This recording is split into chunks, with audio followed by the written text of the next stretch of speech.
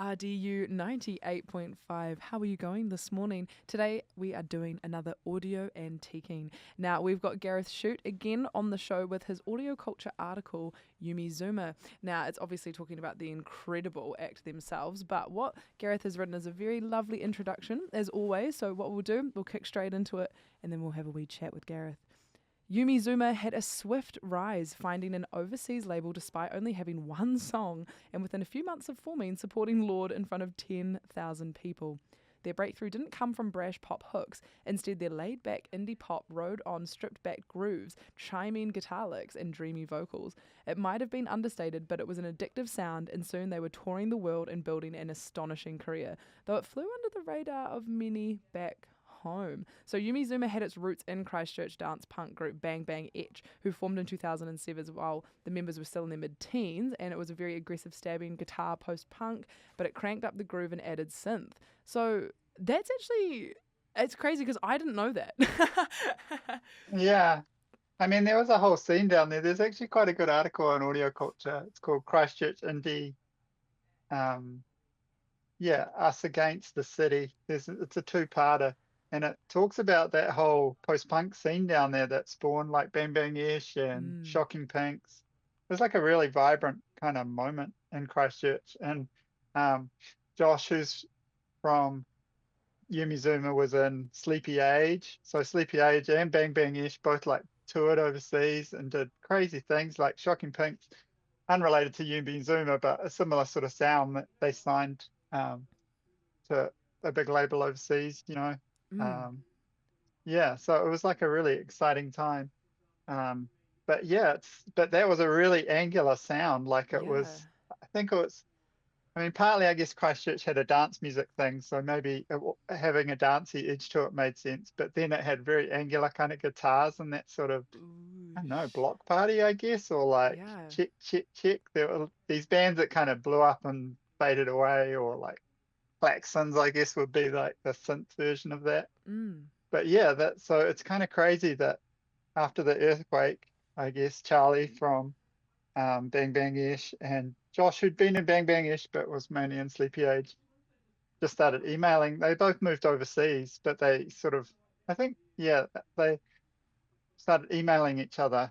And it was after the Christchurch earthquake, so that everyone was kind of separating to the winds a little bit, I guess.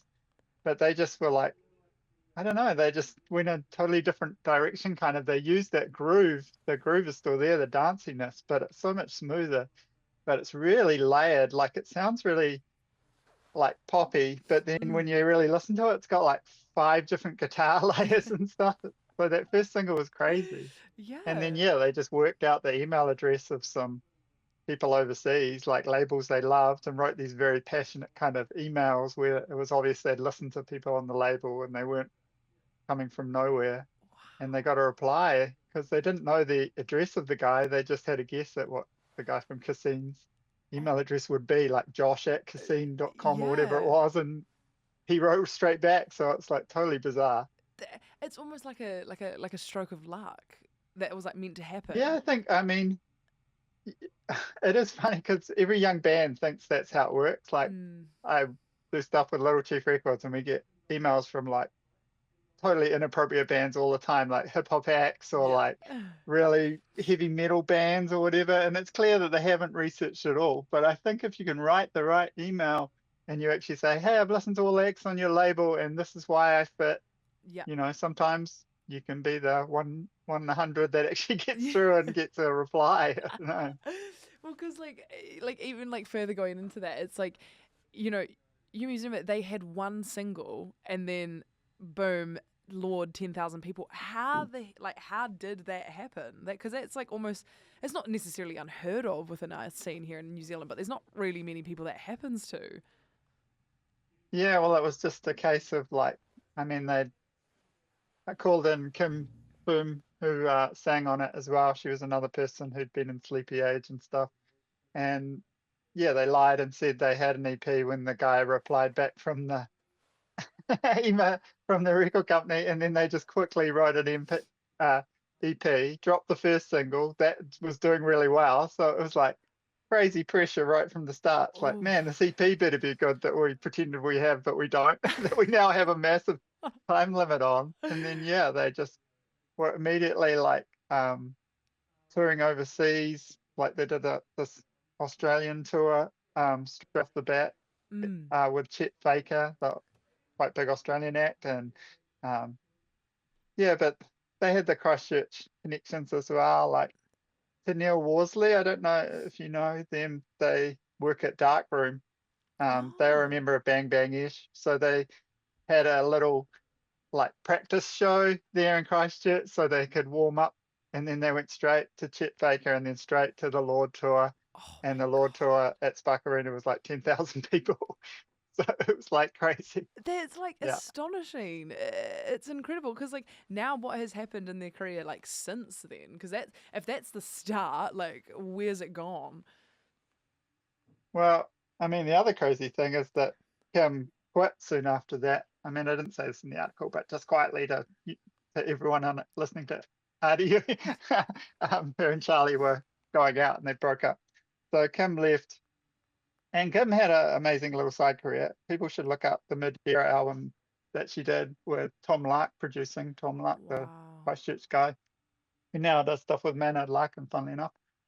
Um, Yeah, and that was through Car Park Overseas. So Kim went on and had a little career as well. But unfortunately, they stopped working with Tom Lark and worked with a French producer who did a more average album on that album. But yeah, so they had to replace their lead singer. So they Wow. done like an EP in a bit, and then they had to find a new singer. So luckily, they found Christy, who'd been in Sleepy Age, just kind of like a backing vocalist, really. And they were like, oh, we'll quickly get her in. Oh And my then so gosh. signed her up, recorded another album, EP, toured. Like it was just like the speed at which this all happened was just within like a year, really. Yeah.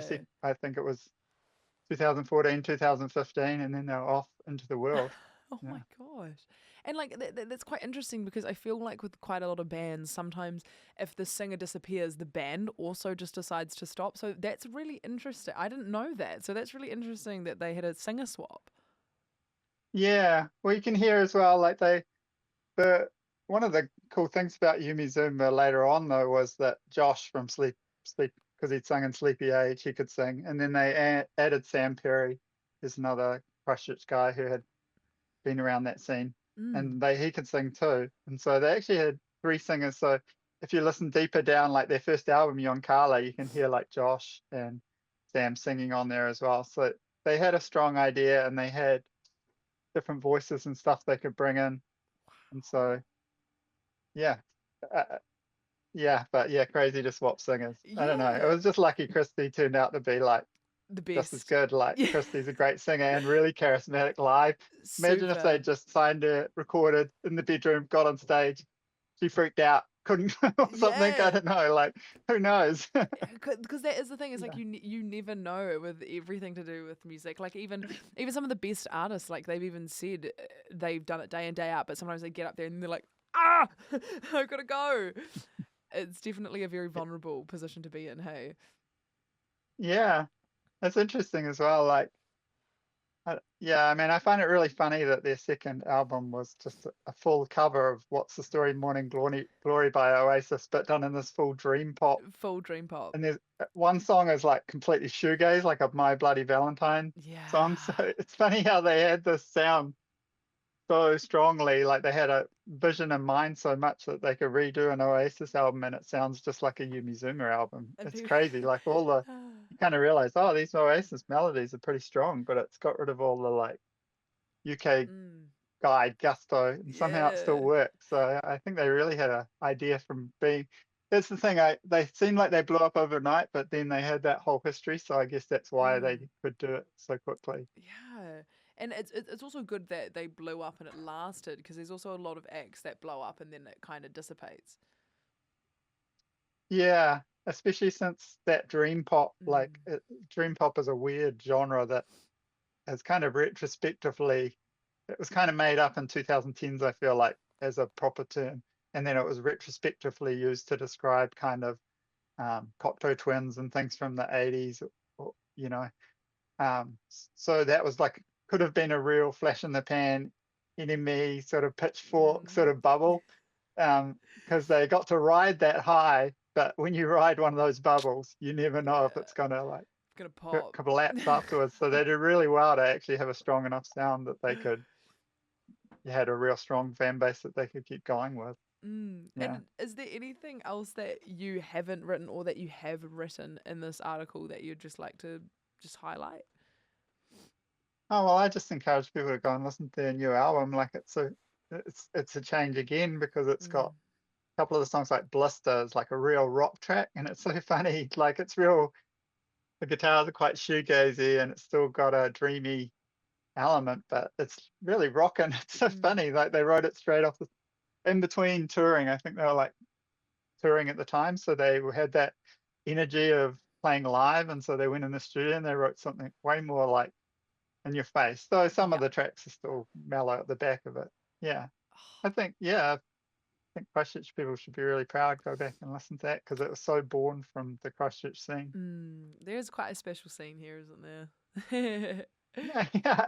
Especially that time, that era. Like there's always little different eras, where it mm, comes and goes, and the sound. it's Yeah, quite it's cool interesting. when one of them Yeah. actually breaks out, and it's not one of those cases where we've got so many amazing bands, but nobody cares. It's like Yeah. this time people did care. People One of did them went care. somewhere. Thank Yeah, God it's they still going. cared. Yeah, and I bet they'll still be going for ages. Yeah, Yeah. even though they live all over the world now. Like I think Charlie's in London, Josh is in New York, Yeah. Christy's in Australia now, and Yes. Olivia, their latest drummer, lives in Wellington. So Nothing better than a it's the band modern spread world. across the world. Yeah, Ah, totally. no, well, thank you so much for your time today, Gareth. And you're so right. Everybody really should listen to Yumi Zouma. They're pretty sick. Yeah, there's a lot more to the story. So have a look on AudioCulture. And yeah, as I said, I do also, if you're interested in that era, the article Christchurch Indie Us Against Cities, a really good two-parter as well. So you can get a sense of where they came from. But yeah, check out Yumi Zouma, great band. Love it. Oh gosh, Gareth with the great recommendations as always. Well, thank you so much for Thanks, your Beck. time today, though, Gareth. And I'm sure I will be chatting to you soon. Okay, bye now. Take care. RDU 98.5. That was another audio antiquing, and it was the Audio Culture article Yumi Zouma by Gareth Shute. So that actually was written and uploaded on the 29th of April 2026. So go online, go check it out, and go find even more incredible articles, even like the one that Gareth was talking about at audioculture.co.nz. And I'll catch you guys next week.